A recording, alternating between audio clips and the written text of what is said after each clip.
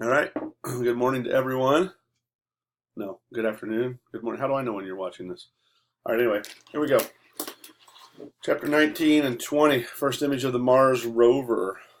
All right, anybody grow up watching Looney Tunes? I did. It's good stuff. All right.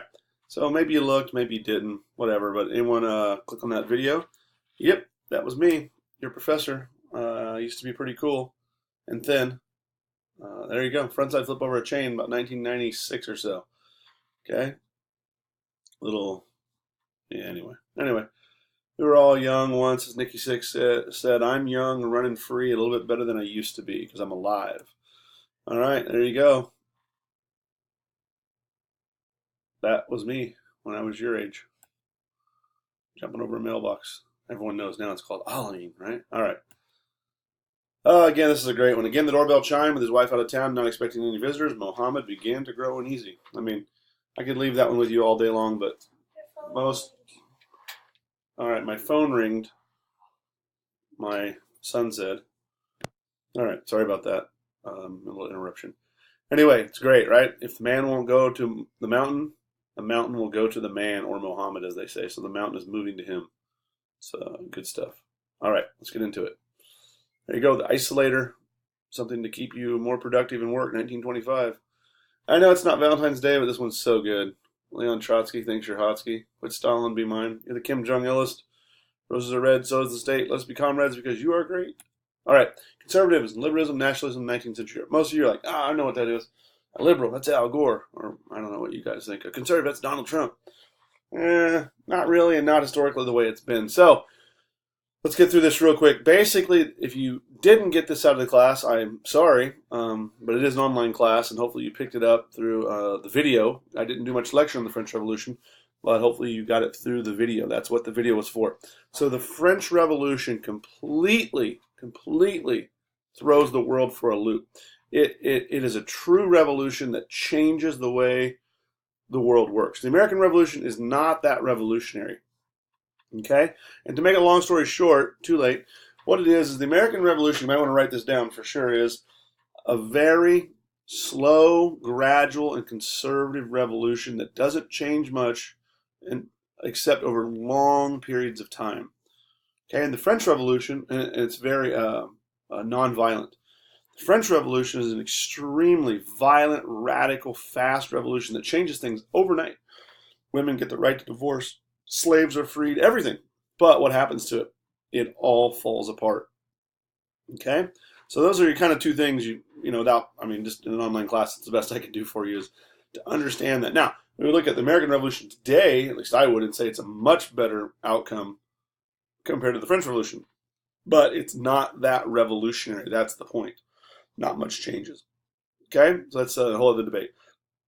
So here's a conservative. You don't need to know his name. This guy named Edmund Burke is an English guy.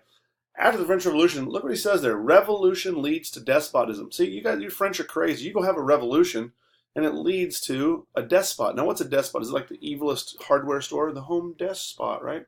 Scotty? No. Despot is a tyrannical ruler or a tyrant. So read that one more time. It's very important. Revolution leads to a king. Revolution leads to a tyrannical ruler. Now, stop and think about that as Americans. What would we say to that? Revolution leads to freedom, more rights, not a king, right? An elected government. So Europe is completely backwards than America is, okay?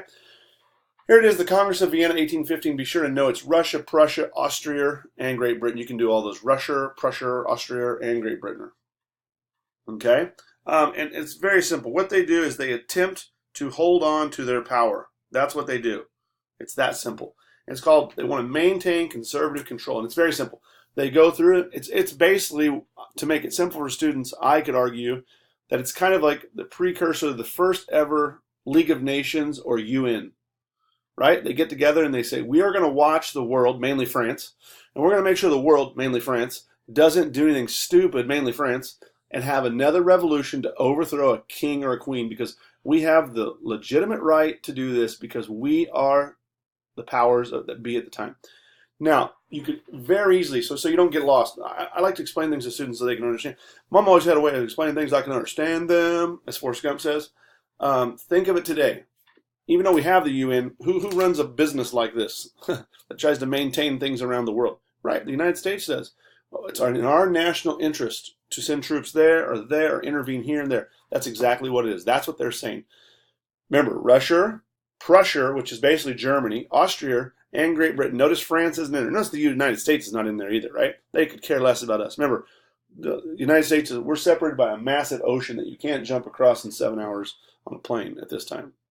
It's months away. So they could care less about us. So they want their backyard, France, and the rest of Europe to maintain a king or a queen and have a normal sense of government as they see it. No radicalism. We do the same thing in Latin America. Hopefully a lot of you are nodding your heads and understanding this. What do we do all through the 50s, the 60s, the 70s in Latin America?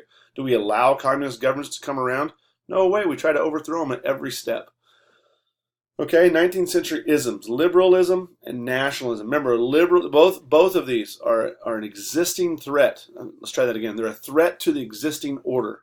They are a threat to the existing order, which is conservatism. Okay, it's one of my favorite little things ever. Classic liberalism. I disapprove of what you say, but I will defend you to the death your right to say it. Progressivism, or new liberalism. I disapprove of what you say, and I will publicly shame you, lobby to have you censored, demand you be fired from your job. See that every day. Okay, so classic liberalism is a little bit different than how we see it today. It demands a representative government, oppose an autocratic monarchy, specific individual freedoms, the new working class. What's this sound like? Well, what it should sound like to you today is more like the Republican Party. It should. Okay, I didn't really go through that in here, but surely you guys know in general, Republicans are considered conservatives, Democrats are considered liberals, but look at that. Representative government, no autocrat, no one to say, no thought police saying, hey, this is what you have to do. Specific individual freedoms, like how about this one? The right to bear arms. And I'm not doing that in any pro-gun thing, but that's one that many people very much latch onto, right? Individual freedoms, a constitution, right? So again, the words have kind of flipped over time, but that would be classic liberalism. If I don't teach anything all semester, please learn this. So I stood up and told that teaching lady, the only 3 letters I need to know are U, S, and A. Not that. The difference between patriotism and nationalism is the patriot is proud of his country for what it does, and the nationalist is proud of his country no matter what it does. Oh, if I could teach every American one thing, I would teach them that. The first attitude creates a feeling of responsibility, and the second attitude, a feeling of blind arrogance that leads to war, and I could not agree more. Okay, so nationalism is a little hard to explain because we are just born into nationalism. If you don't know what nationalism today, I'm sorry, I don't have time in this class to go over it, but we're all born so nationalistic, right? Everyone. You're born in Mexico, oh, Mexico's the #1 country in the world. You're born in Canada, it's the best country ever. You're born in England, oh, England's way better than America, right? I mean, we're born into that. But a key note to know is when we started this class, we didn't think like that. If you guys can think back in your memory, we showed that map, and what did we say people's loyalty was to? Their religion, right? Their religion or their king or queen. And that king or queen may not have been the same nationality as they were at the time because of empires. But empires, they strike back, but they're also moving away. We're getting away from empires, okay? And so here you see one of the classic examples in Europe of the Austrian-Hungarian Empire, and it controls all of these areas, but the people they control are not Austrians, nor are they Hungarians. Okay, they're ethnic groups, and if you don't know, I'll let the story go. That's going to lead to a humongous problem in first the Crimean War, and then World War I, and of course, World War II. Chuck Norris was bitten by a rattlesnake. After 3 days of pain and agony, the rattlesnake died. Okay, all right, so what happens to France? I've also just realized that there's no way I'm going to be able to do this lecture in one, so I will be doing it in 2 lectures. So that's it. I'll slow down a little bit. What happens after, remember, Louis XVI is overthrown. He's killed, him and Marie Antoinette. Sorry if you missed the movie. Hate to ruin the ending. They then bring in a representative government, Robespierre. Do you guys like him? He is later, because he wants to kill everyone in France, he is later guillotined upside down, in case you don't know, just to torture him. And killed. And who do they bring back? Who do the French bring back? Louis XVIII. Now you notice they skipped the 17th. Well, there's a reason for that, and he's tortured to death for the most part. He's Marie and Louis' kid. Both of their kids are tortured by the revolutionaries. It's pretty sad. So they bring in, I always forget, it's not his brother, I think it's his cousin or nephew or stepson of a third cousin removed roommate or something like that. And he's called Louis XVIII. And what he's best well known for, you got it, a bottle of cognac at the bottom. It's a $5,000 bottle of cognac. You can still buy him today or something, but that's what he's known for. So clearly he's not known for running the government. Okay? And so here's just a little story. I want you to sit and listen, which is what you would do anyway because you're in an online class, but have a little fun with this story here. So then what happens? Well, in 1848, there are these revolutions everywhere, and guess who leads them? France. And by the way, if we go back, do you see this? Who do they bring back? Louis. Now we're going to Charles. So we've seen all these names before. They're all European royalty. They're all blended in together, and the people are the ones who are getting screwed again here because they are the ones that wanted rights in the first place, like America had done. Okay, Charles X, he's an enemy of the French Revolution. He is overthrown in July of 1830, flees to England, and now look at this. They bring in Louis Philippe. Have we heard those names before? Louis Philippe? Of course we have. He's asked to be citizen king by the French. I'm sorry, what's that? Are you a citizen or a king? Yeah, I'm both. So you're like me, you can vote, and you can also kill me because you're the king. Oh, that's right, I'm citizen king. The French needeth the sources, all right? And so again, he is overthrown in 1848 in these series of revolutions. And remember, the first republic was established under the revolutionaries in, 1791, I think. And now again in 1848, they elect the second republic. Here it is. And they get a guy called Charles Louis Napoleon Bonaparte. You want to hear that again? Jeez. Charles Louis Napoleon Bonaparte. He's the nephew of the famous French ruler, and he's also known as Napoleon III. Eat your food, Tina, you fat lard. Okay? And within 4 years, president has become Emperor Napoleon by the French vote. Basically, the French are extremely confused about this idea of democracy and how to run a government. Hey, wait.